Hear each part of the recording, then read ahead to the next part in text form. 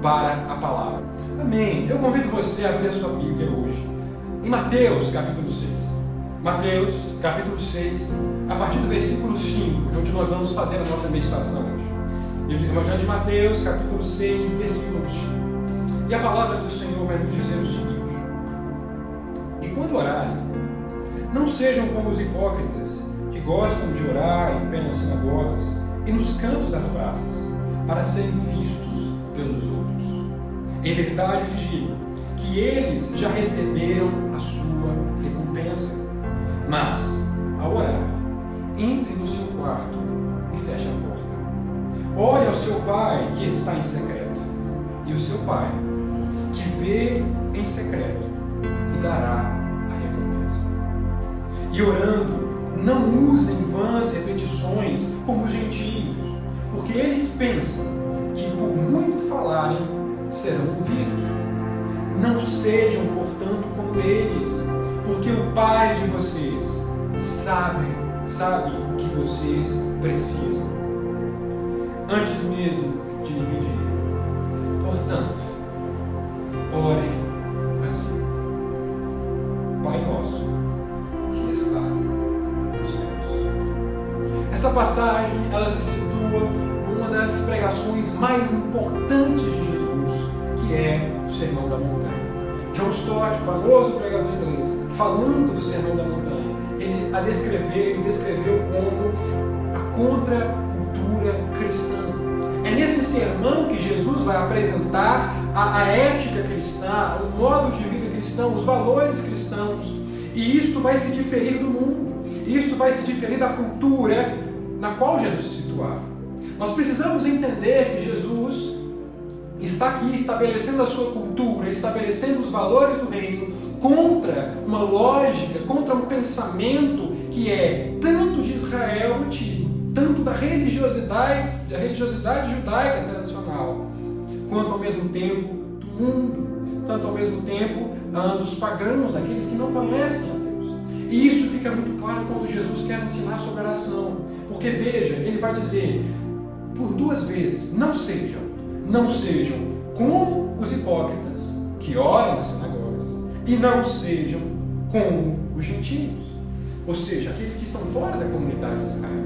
Aqui nós temos uma lição muito importante, porque nós temos que nos atentar para o fato de que o que Cristo quer, a cultura celestial, os valores do reino, não só vão se diferir, não só vão ser a contracultura daquilo que está fora da igreja, daquilo que está fora da comunidade dos santos, mas também a contracultura contra a religiosidade dentro da igreja.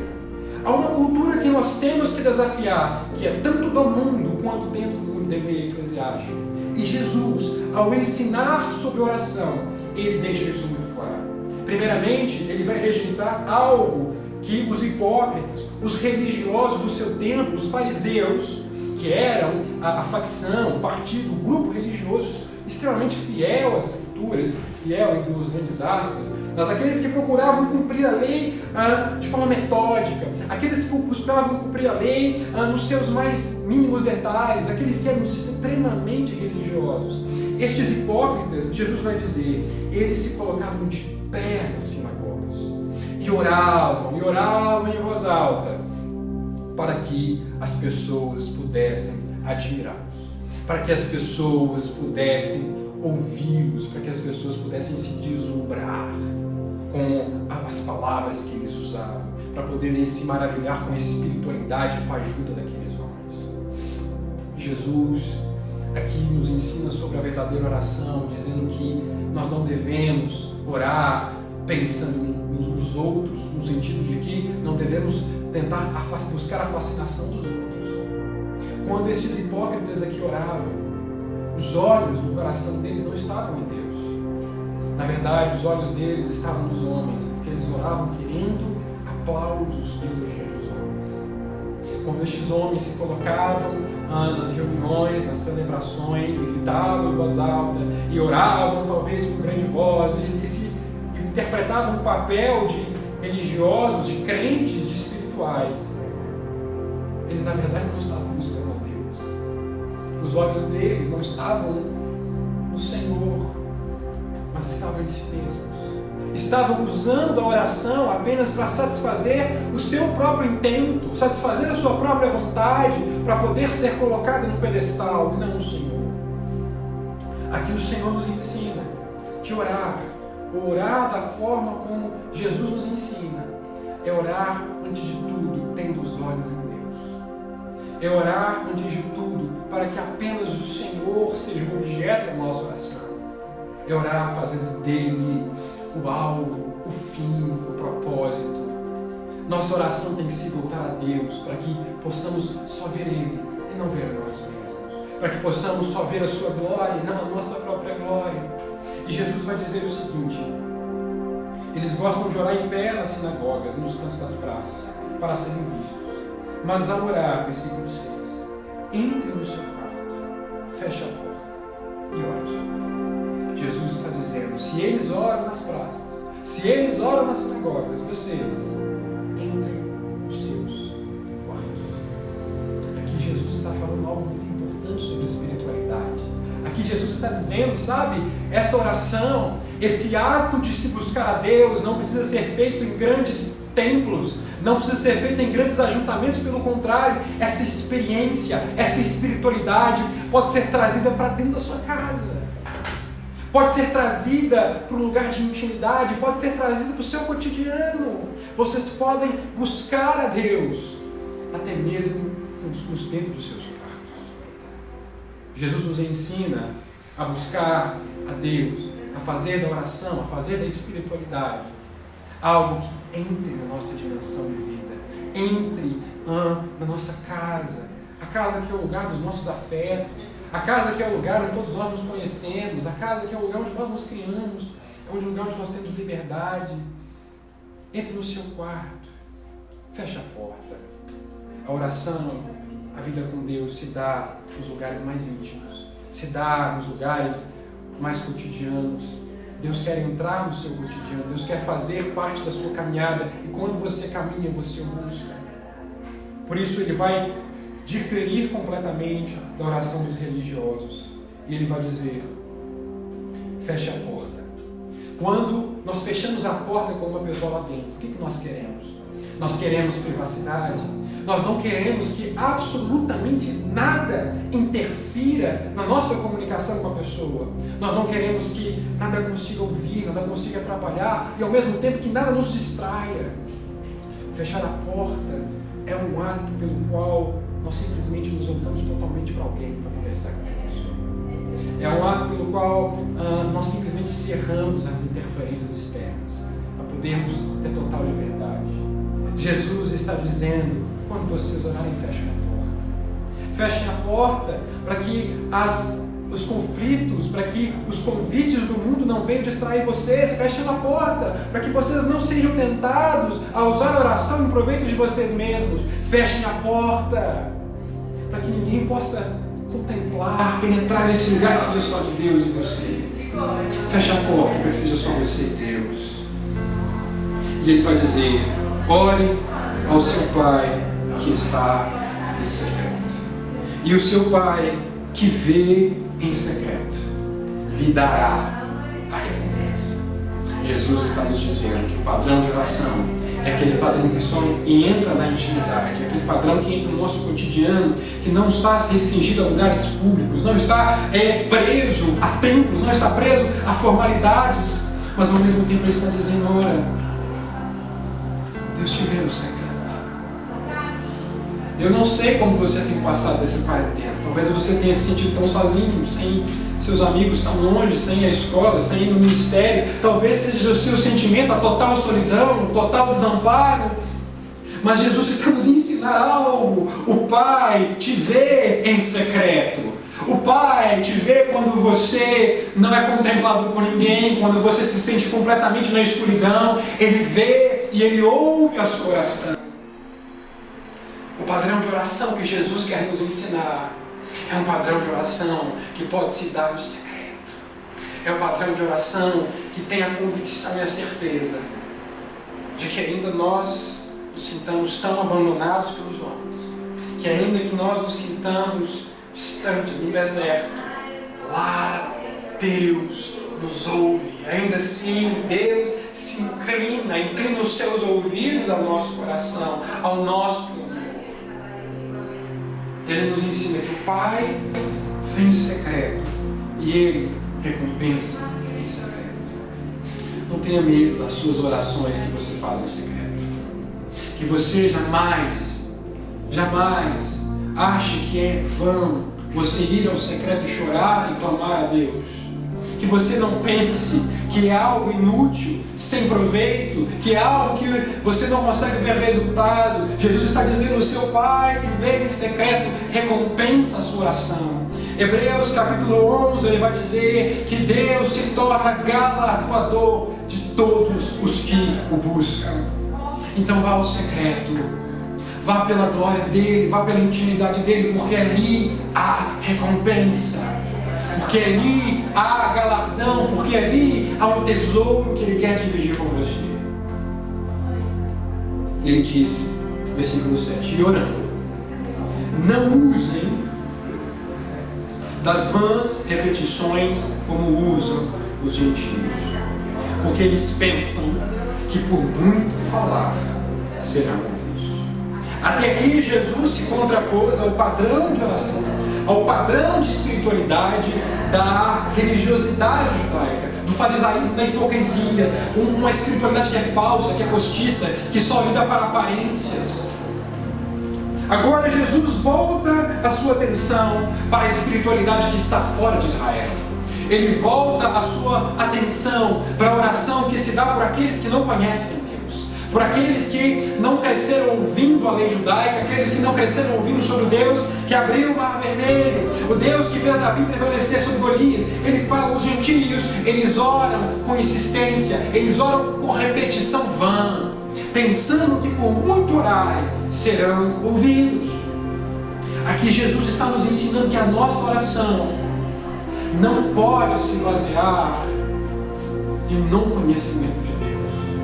Os gentios têm deuses que eles acham que podem comprar com as suas ofertas. Eles acham que podem vencer os seus deuses, que podem barganhar com os seus deuses com as suas orações, fazendo promessas, fazendo rituais, destinando longas e longas horas em procissões.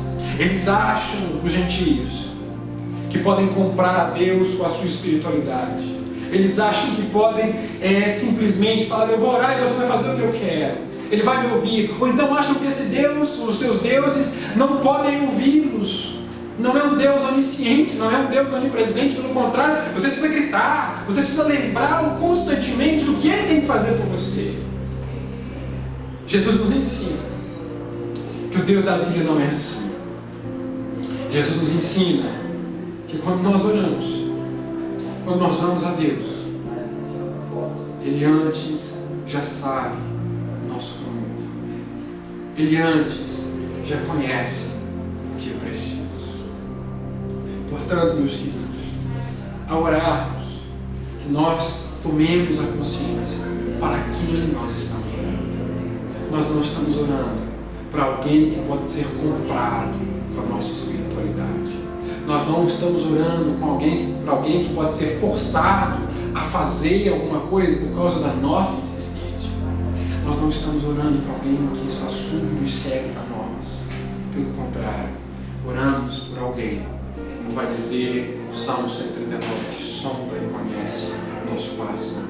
Aquele cujo Espírito está constantemente conosco. Que você tenha o conforto, o consolo de orar a Deus, saber que Ele sabe, antes mesmo de você. Talvez antes mesmo que você consiga perceber, melhor do que qualquer pessoa, o que é que você precisa. Este Deus, Ele te conhece. Esse Deus vê a sua dor, esse Deus vê o seu lamento, esse Deus vê as feridas aqui dentro, que talvez só você e Ele veem. Por isso, Jesus nos encoraja: vamos a esse Deus, buscá-lo de coração. Vamos a esse Deus porque Ele te conhece. Não se sinta abandonado por Ele. Não acho que você tem que gritar para Ele te ouvir, porque Ele te conhece. E Ele diz o seguinte, versículo 9: portanto, orem assim: Pai nosso, que está nos céus. Jesus nos ensina a orar, não com grande vocativo, chamando o Senhor Altíssimo, Rei dos Exércitos. Jesus ensina os seus discípulos a orar, dizendo: Pai. John Stott vai dizer que os cristãos não chamam o seu Deus de Deus, mas chamam o seu Deus de Pai. Essa é a grande revelação do cristianismo. Pai. Deus é Pai de todos nós. Deus é Pai, aquele que ama, aquele que cuida. E veja, ele vai dizer o seguinte: Pai nosso, não é só do Senhor Jesus. Ele ensina a todo momento durante o Sermão da Montanha: o Pai de vocês, o Pai de vocês, o Pai nosso, aquele que cuida de nós, aquele com quem nós temos um relacionamento. Pai nosso. Ele vai dizer que está nos céus. Eu não sei se você percebeu, mas ao longo desse sermão, Jesus vai dizer que Deus, que o Pai, está em dois lugares.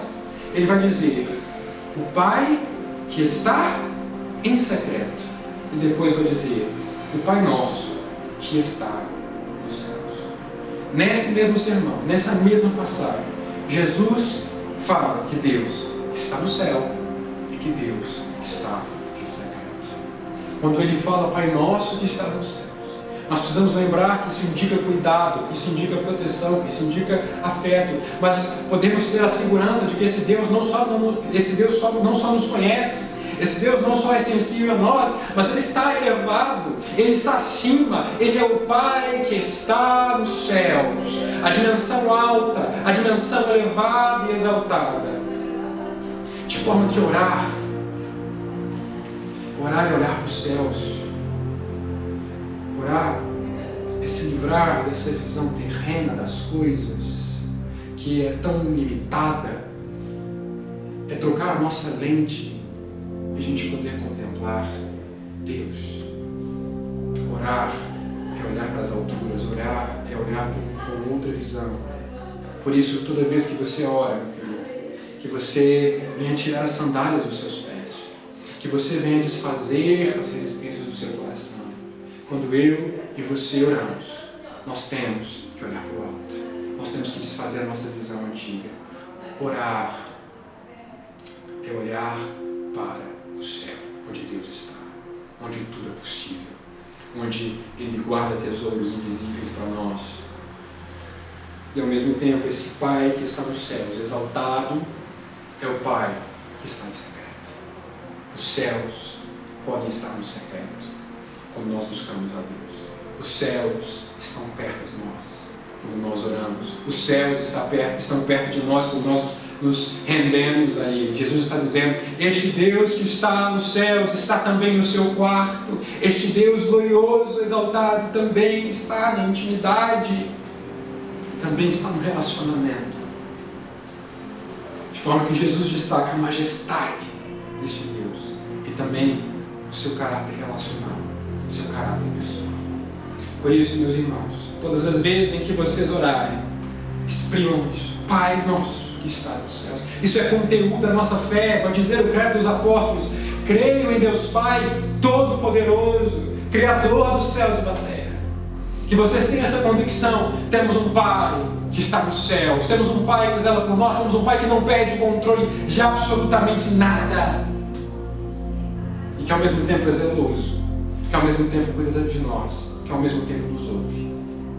Portanto, neste ensinamento, que nós possamos nos livrar de toda religiosidade, nos livrar de toda espiritualidade que não provém do Senhor, entendendo que Deus é Pai, entendendo que Deus entra no nosso cotidiano, nós podemos experimentá-lo, nós podemos vivê-lo no nosso quarto, na nossa casa, na nossa caminhada diária, entendendo que este Deus não é um Deus pagão, que está distante de nós, que precisa ser comprado, barganhado, vencido, entendendo que Ele é Pai que está nos céus. Vamos orar, vamos buscar o Senhor uma última vez.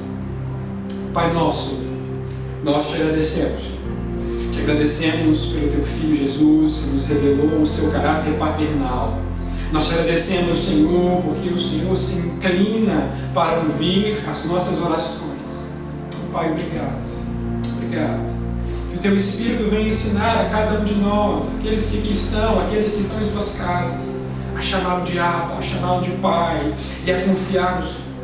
Deus, em nome de Jesus, que aqueles que se sentem desesperados, desamparados, Senhor, que o Senhor venha tocá-los, que eles venham se sentir, Deus, levados a clamar aos céus, sabendo, Deus, tendo a convicção de que o Senhor, Ele se faz presente. Que o Senhor nos abençoe nesta manhã, que o Senhor abençoe os nossos lares, que o Senhor abençoe o nosso país, a nossa nação. É o que nós te pedimos em nome de Jesus. Amém. Muito obrigado. Que Deus abençoe você e até a próxima. Mentiras viraram verdades, já tem maquiagem demais nessa gente. Evitam conflitos gerando tristeza e pra resolver compram presentes e entregam